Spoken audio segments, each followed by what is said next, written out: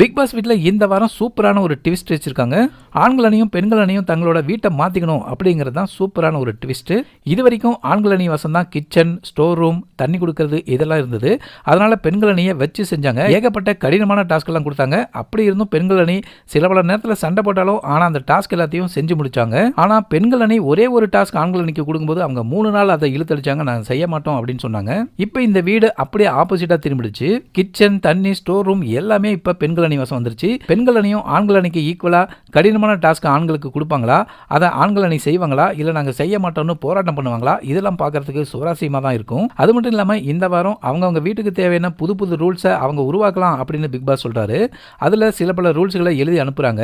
அதுல ஒரு சில ரூல்ஸ்களை பிக் பாஸ் ஏத்துக்கிறாரு.